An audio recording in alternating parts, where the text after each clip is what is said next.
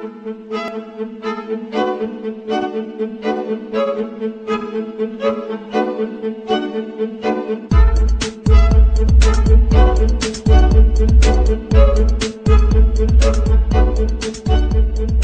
me tell you about Codex Alimentarius.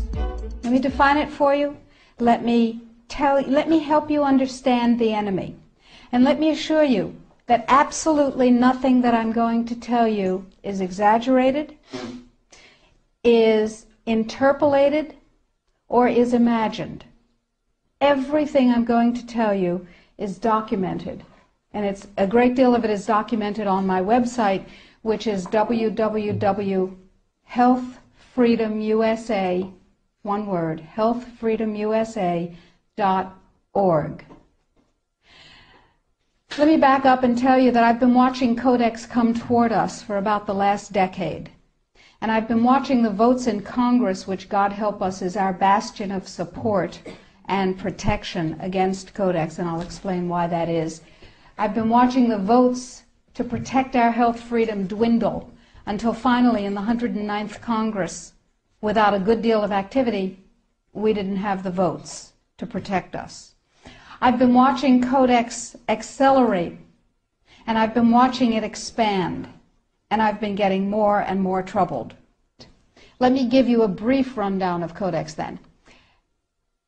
After the Second World War, the Nuremberg tribunals were held, in which people who had committed crimes against humanity were judged by the world community in a court run by the United States and Britain, and they were sentenced to terms in prison if they were found guilty of crimes against humanity.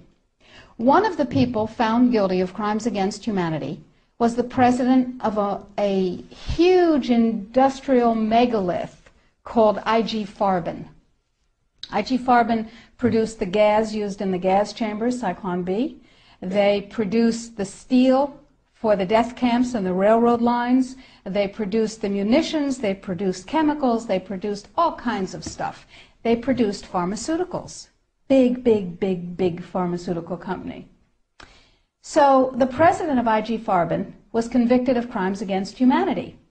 Now, he's a sort of artistic fellow and creative. He was the one who was responsible for the slogan that people saw as they entered Auschwitz, usually for the last time. Arbeit macht frei. Work brings freedom. Creative sort of fellow. So he was sitting in jail and he said, well, that didn't work. What else can we do? I've got it. Food. He who controls food controls the world.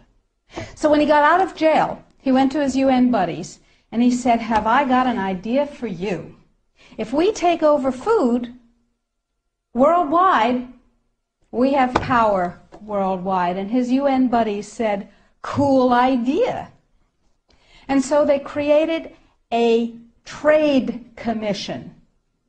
That's a very important pair of words, a trade commission called the Codex Alimentarius Commission. It is not a public health commission. It is not a consumer protection commission. It is a trade commission. Trade is about what? Money. Business. Trade is about profit. Well, they said in 1962, we're going to work toward total global implementation of Codex Alimentarius on December 31st, 2009. Long term. And they set up a bunch of committees, committees on fish and fishery, fats and oil, fruits and vegetables, ground nuts, nutrition and foods for special dietary uses, and so on. There are currently about 27 Codex committee. There are regional organizations. There are task forces and so on. So it's a huge bureaucratic monstrosity. It's immense. Codex has promulgated well over 4,000 guidelines, standards, and regulations on everything which can legally be put into your mouth, with the exception of pharmaceuticals. They are not part of Codex. Important. Now, Codex standards have no legal weight whatsoever. Zero. So who cares about them? They're just standards. So we're talking about an industry-dominated, regulation-setting organization. But if it has no legal standing, who cares, right? Here's the history of Codex Alimentarius before 1962. The Austro-Hungarian Empire said, we need rules by which the courts can rule on cases involving food. So we'll have regulations and rules that the courts will enforce. That's how they get their weight. That was called the Codex Alimentarius, and it was put into place around 1893 and lasted until the end of the Austro-Hungarian Empire, the First World War. So the idea was there in the Germanic tradition. We need rules, lots of rules, lots and lots of rules. We need a lot of rules. Let's have rules for everything to do with food. So it was sort of a natural extension for the German industrialists to say, we'll go back to the good old days of Codex Alimentarius, back when we had them in the Austro-Hungarian Empire. Cool. So they started promulgating their rules and regulations, and they were voluntary. They were sort of guidelines. Now, Codex Alimentarius Commission is administered by the World Health Organization, WHO, and the FAO, the Food and Agriculture Organization. They fund Codex, and they run it at the request of the UN. So they're mommy and daddy to Codex Alimentarius. And that's very interesting, because they're supposed to be about health and food worldwide. Some conflicts of interest that we'll talk about. So Codex started promulgating regulations and rules, and the way that's done is that the committees work up a rule, a standard, a guideline, a regulation, and then they get it to what's called Step 8, which is the final step in their administrative process, and then it's presented to the Codex Alimentarius Commission for ratification, like the Vitamin and Mineral Guideline was presented to the Codex Alimentarius Commission on July 4th this past summer. It was ratified, it was approved by consensus, and it is now, despite the propaganda that you're going to hear, if you ever hear about it in the media, it is now mandatory upon any member country of the WTO, the World Trade Organization. Well, what in the world do they have to do with it? And the answer is everything. The World Trade Organization, you see, accepted Codex when the World Trade Organization was formed in 1994. Okay? They said, well, how are we going to decide trade disputes around food if we don't have a set of rules? I know. We'll accept the Codex Alimentarius rules. And all the members of the WTO worldwide will, get ready for an Orwellian term, harmonize with our standards, with the Codex standards. Harmonize. I suggest you capitalize the first 4 letters in your mind. So everybody's supposed to harmonize with Codex.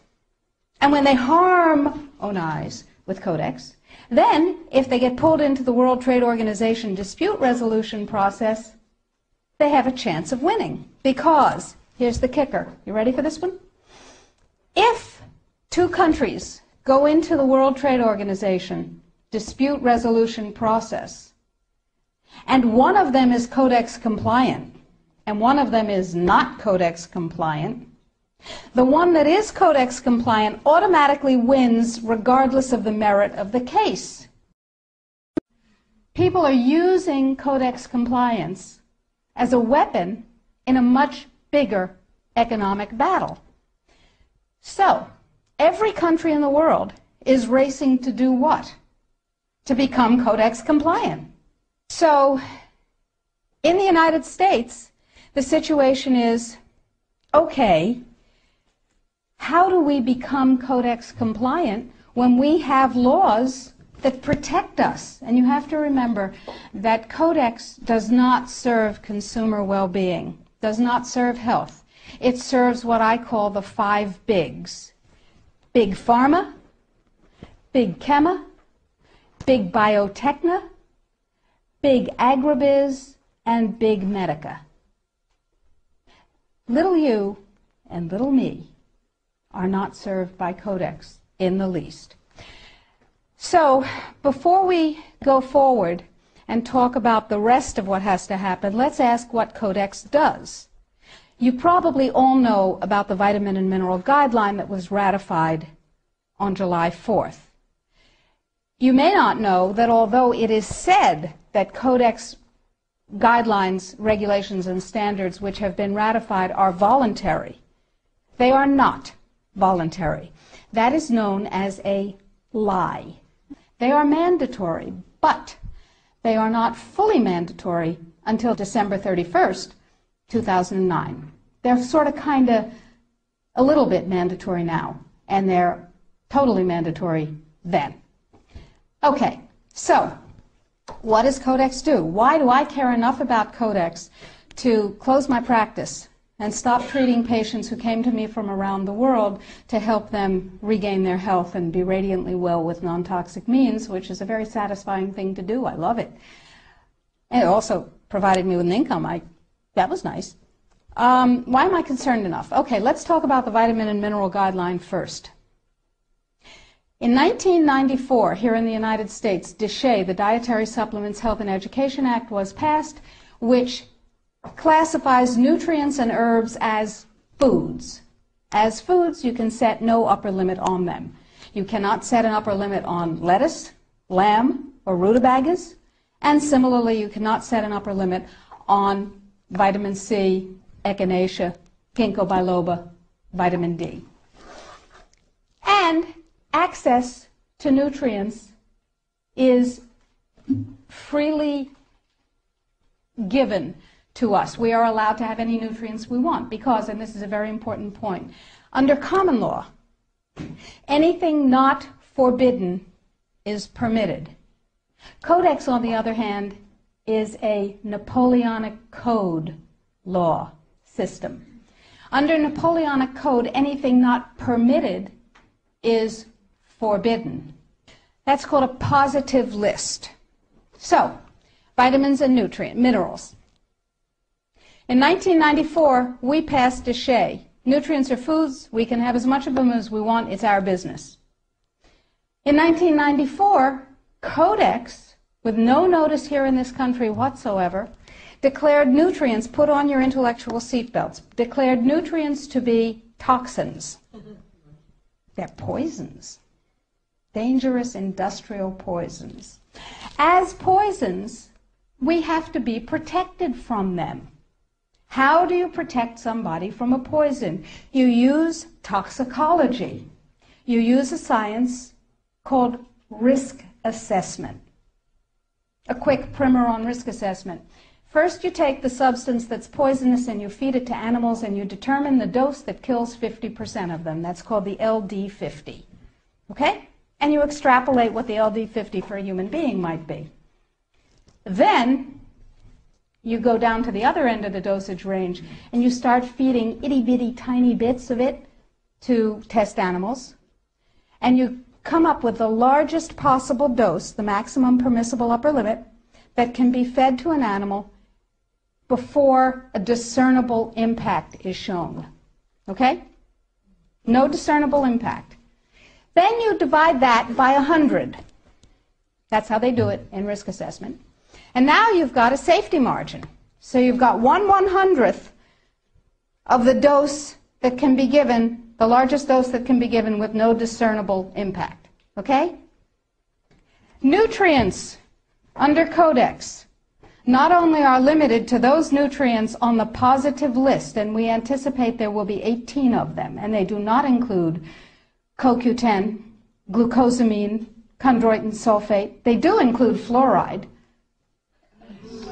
which, to my knowledge as a physician, has absolutely no biological benefit whatsoever. But it does make people complacent. Fluoride was first used in the Gulag because it was discovered that prisoners who were fed fluoridated water were complacent and you could do anything you wanted to them. They were easy to manage. So you have 18 nutrients.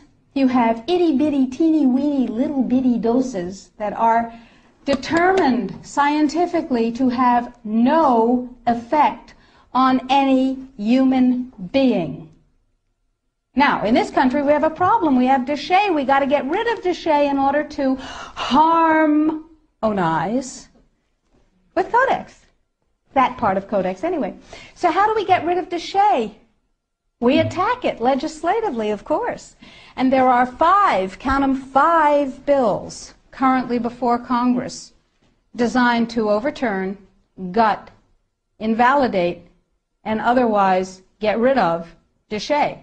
Because once déchet is gone, we can harmonize with the vitamin and mineral guideline. So what we're talking about is waking up one morning and being very surprised to find that high-potency, therapeutically effective, clinically significant nutrients are now illegal in the way that heroin is illegal.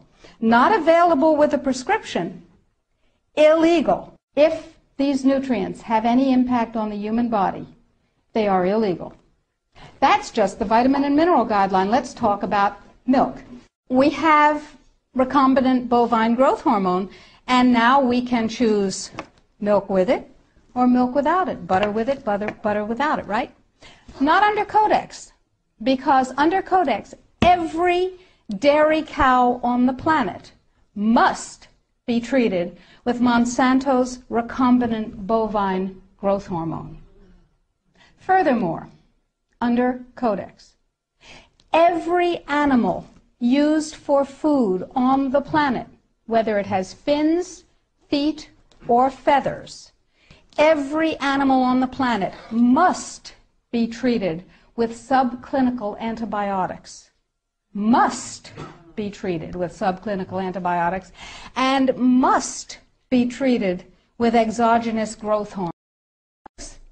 Requires, mandates that all food be irradiated unless it's eaten locally and raw. All food, including organic food, of course. So is it organic afterwards? Well, of course, the organic standards are incredibly low.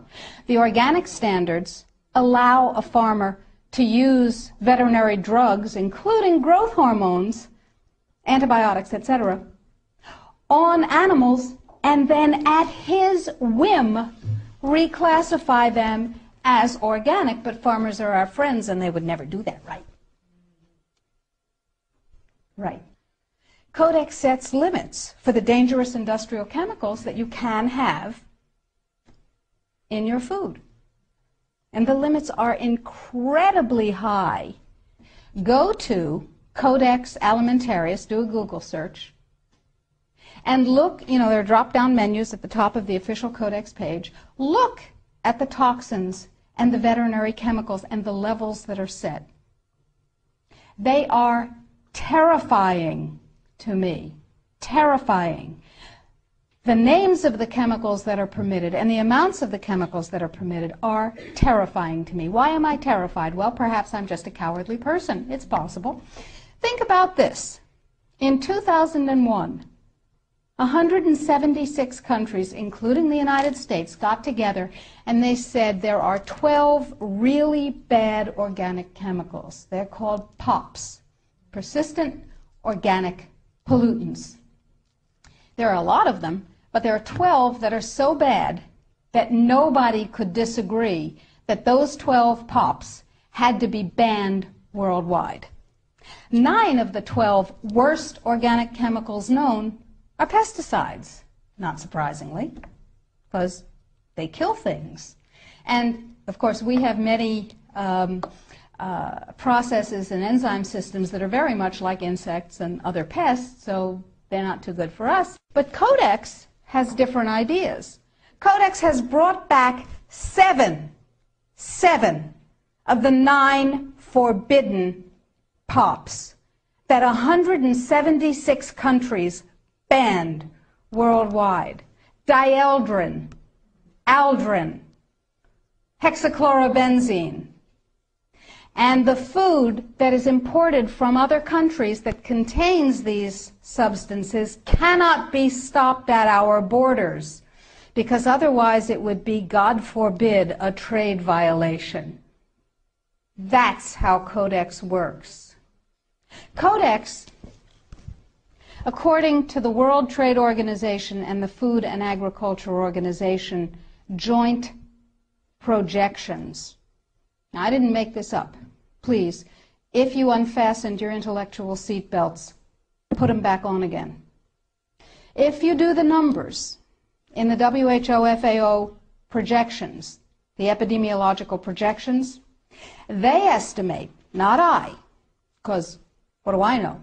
They estimate, they're the experts, that just the vitamin and mineral guideline alone, when it goes into global implementation on December 31st, 2009, will result in a minimum of 3 billion, that's B, bad, big, billion deaths. 1 billion through simple starvation. Those folks who die are not particularly economically successful from the point of view of the corporations. When you're starving to death, how much good can you do when the issue is how much can you buy? Not a lot. Forget them. But the next 2 billion, they will die from the preventable diseases of undernutrition. Cancer, the single most profitable condition ever known to humankind. Cardiovascular disease, a good second. Diabetes, pretty good producer.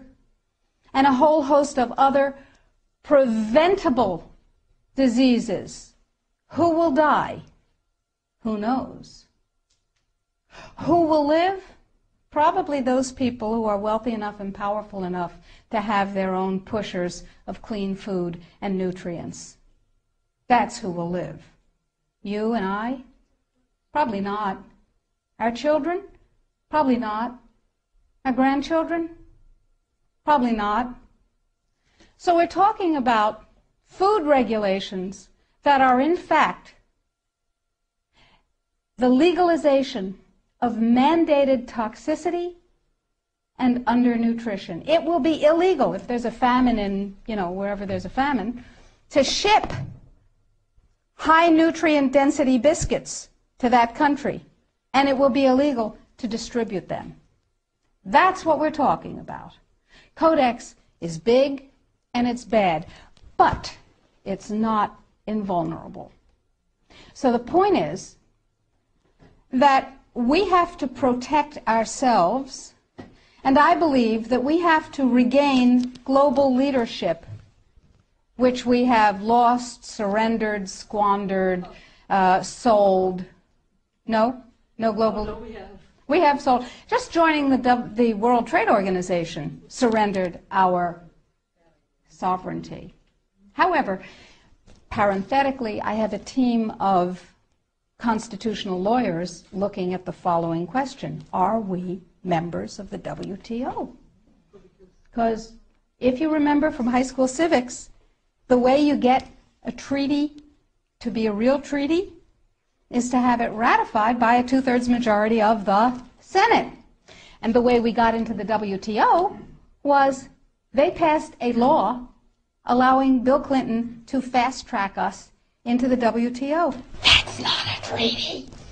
We are not in the WTO. all right. Now, that's a piece of the battle. Tell George. We will tell George, but I don't think he's going to be relevant by the time we tell him. So that's a piece of it, but that's not going to save our lives right now, because do you know, picture in your mind a wasp or a bee trap where the insect voluntarily goes down the funnel and then can't get up out of the trap again? That's Codex. A regular law can be overturned, it can be repealed, it can be corrected by another piece of legislation. But once we become Codex compliant in any area, as long as we're members of the WTO, it can never be repealed because we have lost the sovereignty to become un-Codex compliant as long as we're in the WTO. So it's like going down that funnel and not being able to get up out of it. So it's very important that we make sure that we do not become Codex compliant. Very important that we make sure that we do not become Codex compliant. But then we'll be hit with all those big trade sanctions and the country will be destroyed economically, right? No. Remember surprise? One of the principles of war? Remember mass, where you take your strength and put it against the enemy's weakness? Well, here's what we've done. We have a team of lawyers who have spent hundreds of hours with us pro bono. These are good guy lawyers. These two gentlemen and we have spent hundreds of hours studying Codex, understanding its weaknesses, a lot of weaknesses, and constructing a strategy which will take the sucker down. It will take it down.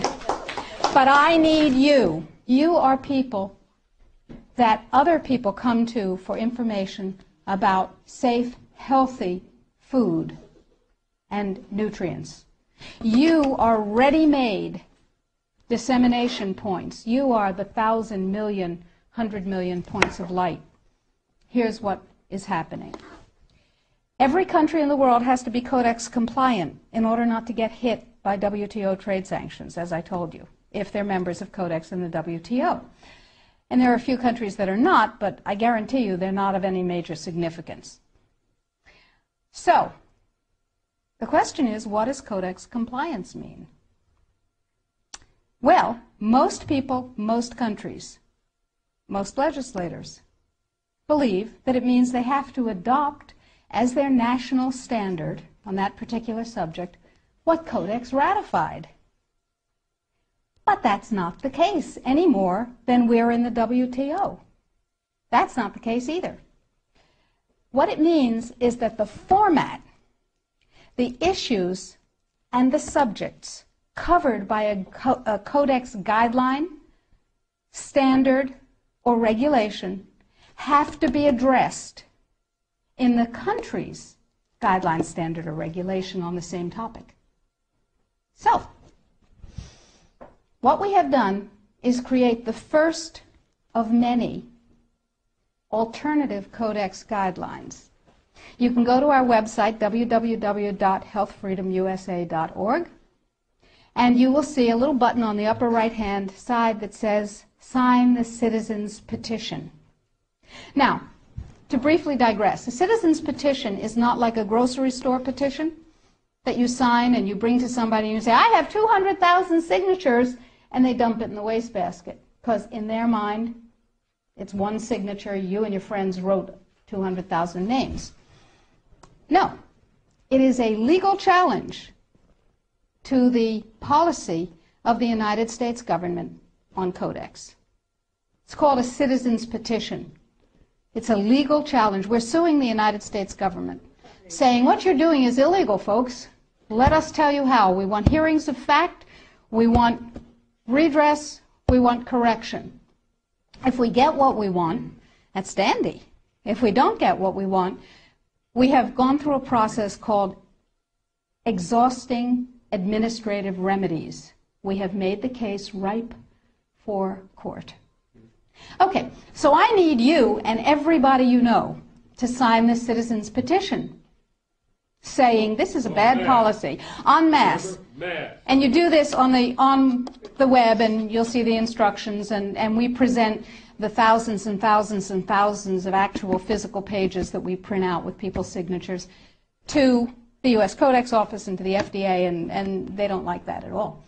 But that's okay. However, this time, this is the Second Amendment of the Citizens Petition that we're asking you to sign. This time, the revised Vitamin and Mineral Guideline is part of it. It's part of the lawsuit saying this needs to be U.S. policy.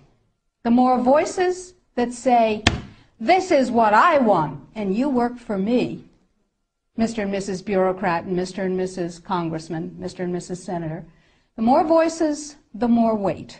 So step number 1 is read and sign the citizen's petition. Step number 2 is disseminate the information, the web link. Tell everybody you know. Put it out in your office. Get your patients, your friends, your neighbors, your suppliers to sign the citizen's petition. And your suppliers, the companies that you use, are going to tell you that you're out of your minds. They will tell you that Codex is not a problem. And they will tell you, anybody here have a dog? Okay. Dog owners know that you ask a dog to heel, sit, down, stay.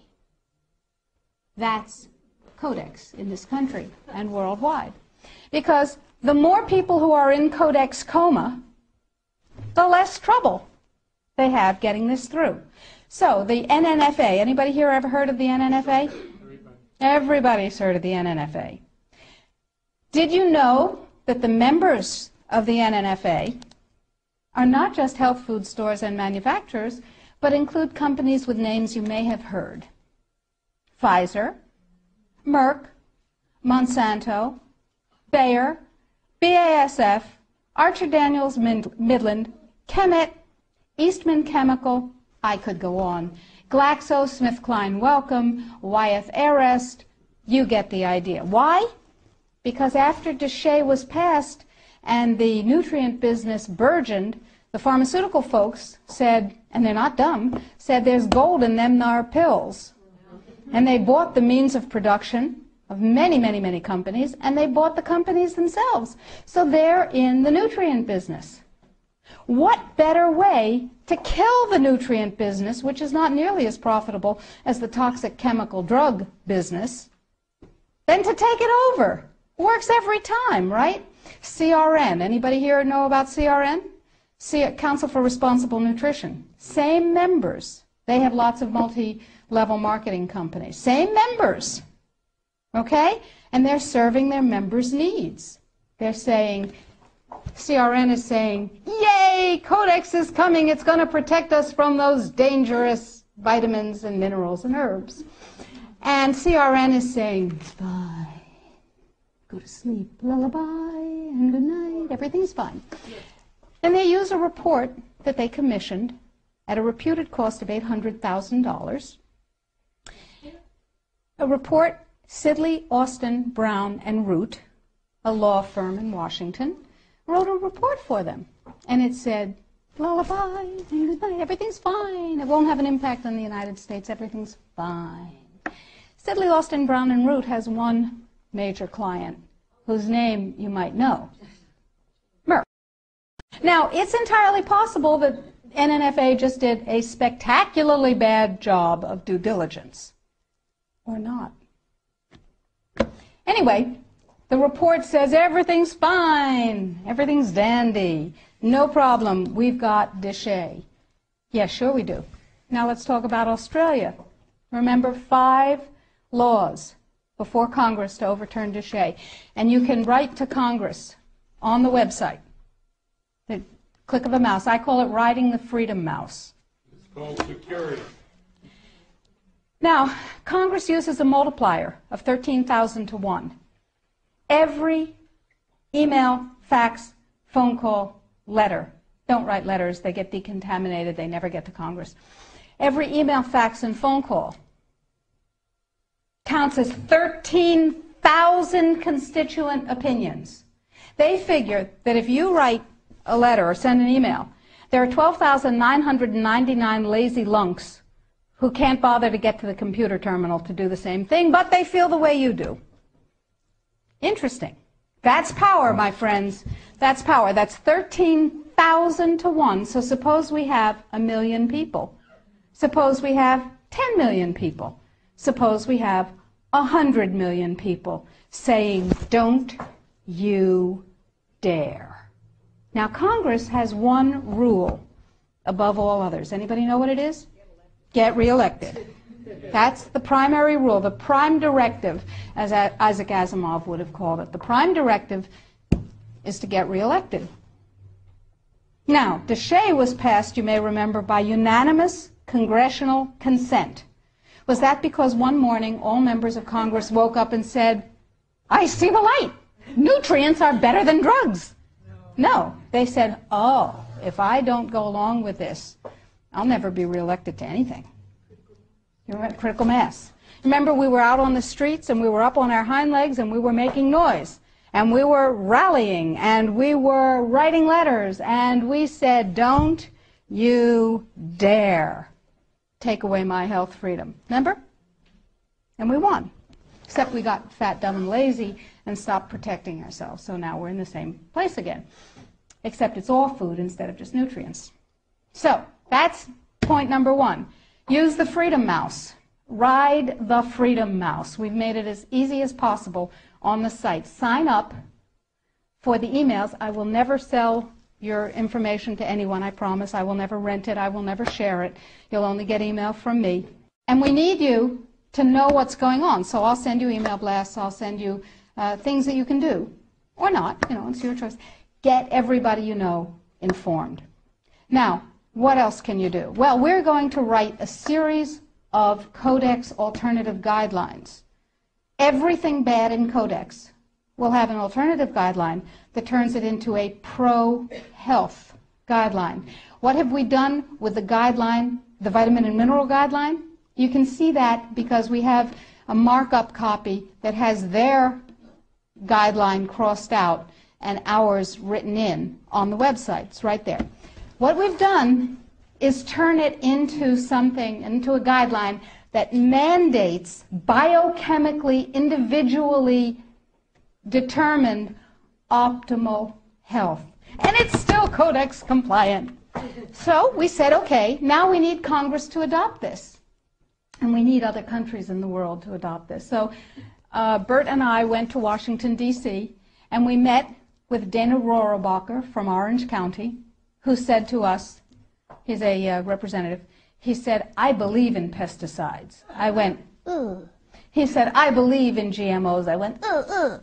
He said, I believe in irradiation of food. I went, ugh, ugh, ugh. But, he said, I believe in your right to not be forced to eat foods that have been processed that way more than I believe in those technologies. I will take this on. We said, oh, that's really nice. And he said, now, we need a coalition. So we went across the aisle, or across the office building, to see Peter DeFazio's staff from Oregon, who is a liberal Democrat, whereas Rohrabacher is a Republican, a libertarian Republican.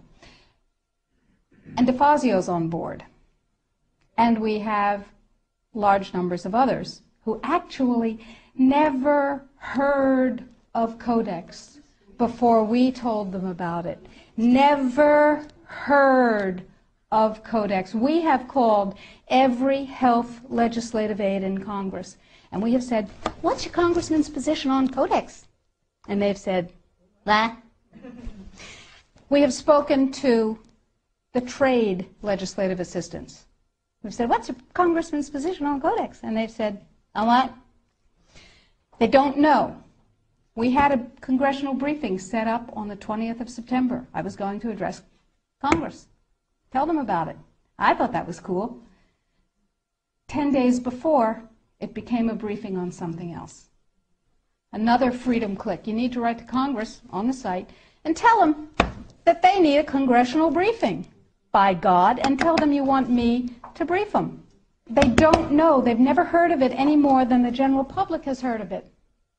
Gee, how'd that happen? Who knows? Every negative part of Codex can be overturned by a guideline, a regulation, or a standard that is positive. So we need your help, because the United States leadership in this guideline and all the positive guidelines to follow is what's going to literally save the population of the planet and save your jobs and your children and your families and mine. Thank you.